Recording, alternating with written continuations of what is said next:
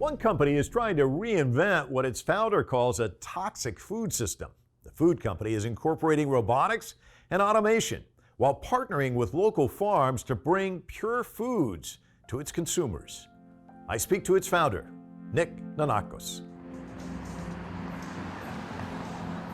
I'm at Nanakos at CES, the annual trade show organized by the Consumer Technology Association in Las Vegas. Nick, let's start with food. We all love it. We all eat it. But some of us aren't as committed to food as you are. I mean, this is kind of your life. Talk to us about your food journey. Yeah, absolutely. Well, I mean, it's a great way to start the interview. I think that food is our most important category in the world, surpasses everything. Like, this is my worldview, right? We all have one, but mine is that more important than sending rockets to space, electric cars. I mean, we're here in like the epicenter of the globe's best technology, but food is the most important. And, you know, our goal basically at the food company is really to re-architect the toxic food system that we have. And unfortunately, we have a very toxic food system. We'll get more into that, but yeah. Why is it toxic? What makes it toxic? Well, you know, I think for a number of reasons. Number one is like, okay, if you think of what the grand vision of our company is, it's again, our mission is re-architecting the toxic food system at a $1 trillion scale to scale Earth's purest ingredients. And so when you think about why it's toxic, multiple factors, but mainly on the ingredient level.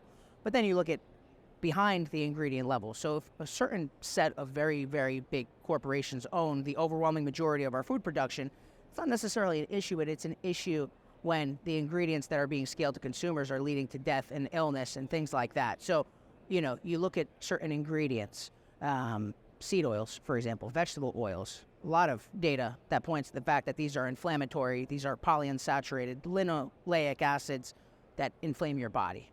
Big correlations to heart disease, to cancer, to diabetes, as opposed to what we used to be doing back in the days of just like a grass-fed butter, things that come naturally from the earth, grass-fed butter, beef tallow, ghee, and things like that. And so I think that we need to get back to the future of food. So we believe that all the purest ingredients were intentionally placed here on Earth by design for us, and that food is medicine.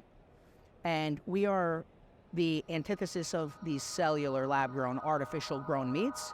And I believe that everything, the heart of America, and actually the heart of the world, and the most important thing to humanity is the farms. He is the CEO of the food company, an effort to redesign how farms, groceries, and restaurants operate.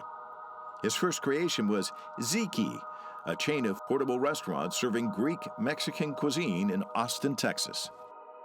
Well, let's get into your history, your family history. I mean, let's go back to Greece. I mean, how much of what that whole kind of lifestyle kind of fuels what you're talking about here? Because people there were eating pure food. They still are in many respects.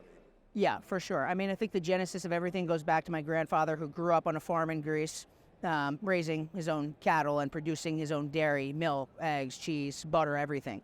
And then eventually immigrated over to Manhattan and started with a hot dog stand and then became a restaurateur. And then my mother got into the restaurant industry. And so from, you know, the age of 5 years old, I've been around every basically aspect of food, either on the agricultural side or on the restaurant side. And then if not there, I was on construction sites with my father. So very much of what I'm doing today is this culmination of building and food. But, you know, yeah, it all begins there from a young age, back to my roots. So it creates kind of a respect for food, which also gets into why you have kind of the, I wouldn't want to say anger, but kind of a disgust of where the food is gone. I mean, you're just talking about like this toxic world that we're in. Absolutely. You could call it an anger, you could call it a vendetta, you could call it, actually, it's really to do the right thing. And, you know, I think when you look at these mega corporations, are you scaling food or are you scaling disease? I mean, you talk about a process where the French fries have 19 or 20 or 22 ingredients. And at the farming level, those French fries are sprayed down with pesticides that the farmers can't even go near them for 6 days. And then you put that in your body. But before you put it in your body, they're sprayed right at the farm level with pesticides. 6 days, the farmers avoid them entirely. And then they go in, highly processed, and just disgusting seed and vegetable oils that were not meant for us to consume. They're not natural. And the process of how they are derived is not good either, with carcinogens in them and things like that. So when you wonder, like, we've accepted the fact, before this you were talking about the fact that you're going to Greece. Well, in Europe, you can go and eat a meal and feel energized and feel good. You have this expression now, I ate so much, or I ate and I'm in a food coma now. We've gone to accept that. That's not normal. That's not how you should feel, actually. You should eat and feel amazing and happy and full of energy. And so you could go to Italy or you could go to Greece and you can eat the food there and you could feel amazing and actually come back weighing less and eating more while you were there. But there has to be changes at the farming level first, actually at the farming, but the institutions and the laws behind them. The agencies have to do a better job to amplify the farmers. You have less than 2% of our population is now farmers, whereas it used to be 90+% in the 1860s. In the U.S., more than 31 million hectares of agricultural land have been lost to urban expansion since 1980. This can disrupt the ecosystems, leading to environmental degradation, loss of habitat for wildlife, and increased pressure on natural resources. You talk about evolution in our society. We're kind of oil drives things, and then all of a sudden we have people saying, no, we've got to have EVs. We got to move away from that. It's killing the climate and all of that. And up comes something like Tesla. You're referred to as someone who created the Tesla of food. Do you see that as kind of a nice moniker to have? And describe what that is. So if Tesla has a mission, their mission is to transition the world to sustainable energy. My mission and the mission of the food company is to transition the world to a pure food system devoid of corruption. That's our life's work, and scale Earth's purest ingredients. And, look, here's the amazing thing. If you asked about the climate, right, and we talked about that. We have 900 million or so acres of farmland here in the United States. Only 1.5% of that is regenerative farming.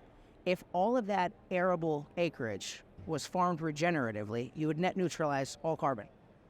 So imagine that. Imagine if you fixed the farming system, you would not only net neutralize all the carbon from the effects of, like, let's say, deforestation or from manufacturing or from fossil fuels, you would also heal people, right? It's just, we look at the disease rates and it speaks for itself. And what's the one thing we all have in common here? We all have to eat, regardless. So, you're in an event here, and it's an amazing event. You see infinite and endless amounts of technology. You can't even cover this whole event or hit every booth here within a day, 2 days, 3 days. It's nonstop, right? It will continue to go forever. They will continue to transcend into the future. Technology will get better, but food is constant, and it has to return to its purity. It needs to return to its purity.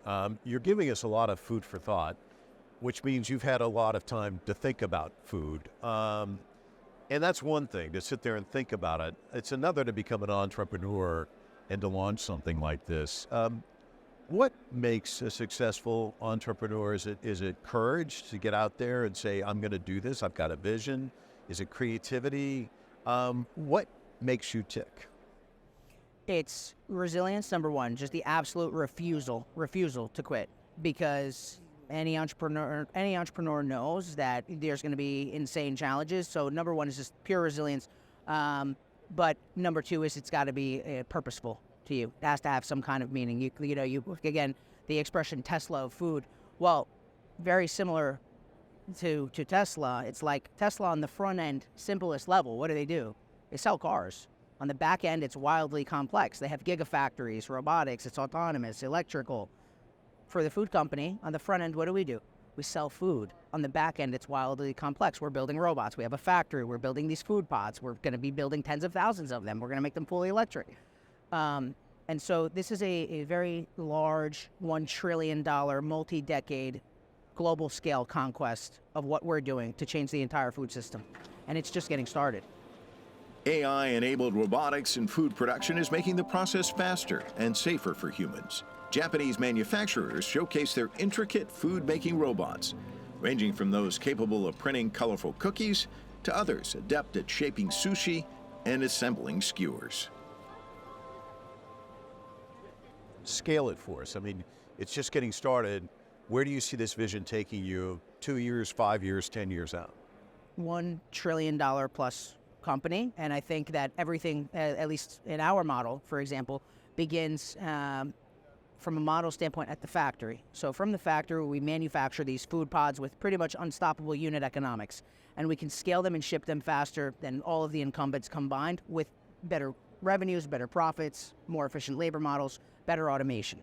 Okay, that's the technological component of that. And it's an operationally intense business too. But on the back end of the food, farming.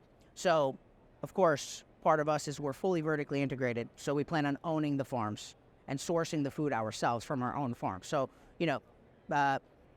Bill Gates is the largest farmland owner in the United States. He's the largest farmland owner in the country. But he also loves synthetically lab-grown artificial meat, and we don't. So I envision us to be the largest farmland owner in the country one day, and then, of course, bringing back the basics of food and the healthiest and what people actually really want. There's a reason why these stocks are tanking. There's a reason why Beyond Meat is tanking. People don't want it, despite what you would think, because if you checked the news 4 or 5 years ago, you would think that 50% of the United States was vegan, and it's 1% to 3%. So we don't want lab-grown meat. We don't want artificial stuff. We don't want additives and emulsifiers. Give us the food that's regenerative, grass-fed, natural, organic from the farm. And you notice the difference immediately. You notice the difference. I mean, a lot of these farms get raided, for example, by the USDA for selling things like raw milk. Okay, but you're not going to raid the big restaurants that are worth billions and billions of dollars that are serving their fries have the equivalent of chemicals that a full pack of cigarettes have. So why not raid those restaurants that are worth billions of dollars? Instead, you go and raid the farms that are actually doing the right thing, because without the farmers, we're all dead, right? Unless you want to opt in to getting the food from that lab. At the end of the day, there's robots everywhere, technology. We are humans, and we know what real, good, natural food is, and our bodies know that too, and our soul knows that too, and that's what we need. You asked the question, why not? Why not? Why isn't this happening, do you think? Too much money at stake, or? Yes.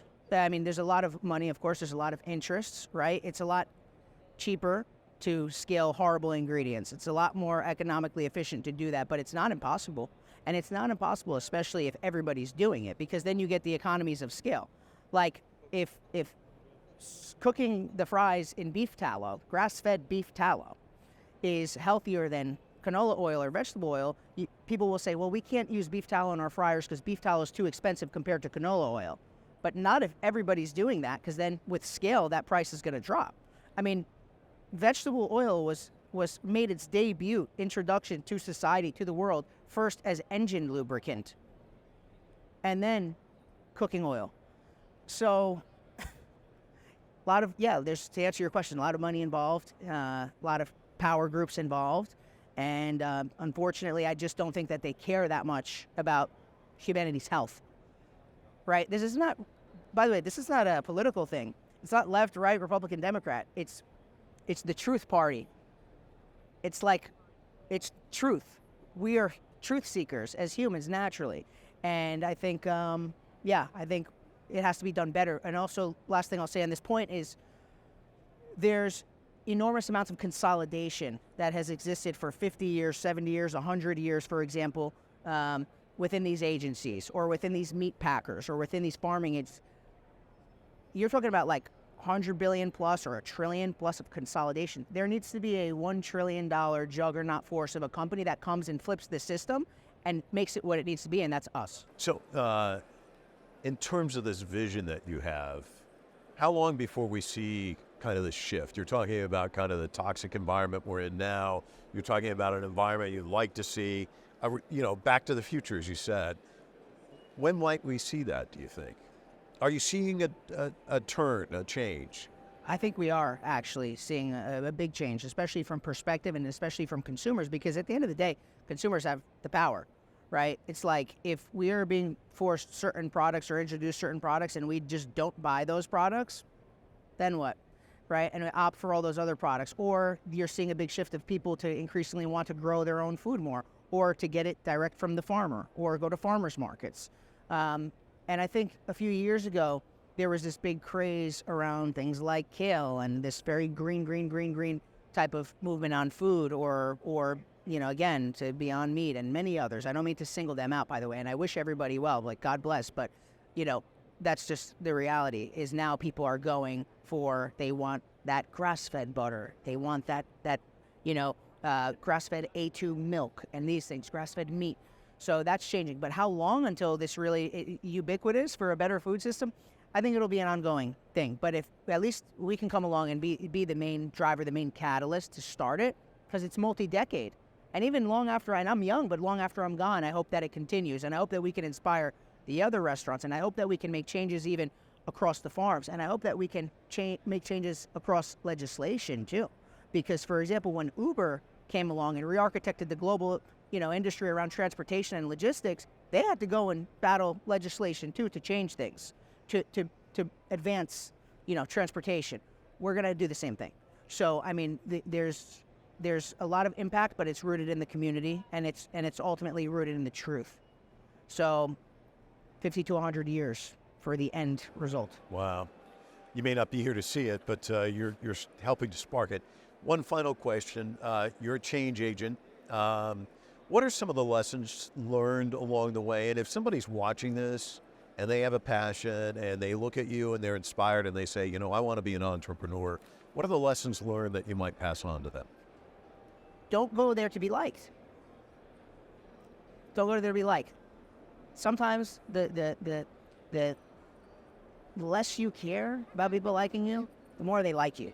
And I think people realize authenticity, right? And that speaks to people, it resonates and things like that. If it's your mission, your purpose, and it's rooted in a good cause to help humanity, then you will win. And you have to be the most creative in your category as well. Tesla is not the first electrical car, but they're the most creative in their category. And that's why they win. And that's us with food. And there's always going to be challenges and walls. You just have to keep pushing, right? Absolutely. Nick, thanks so much. Thank you.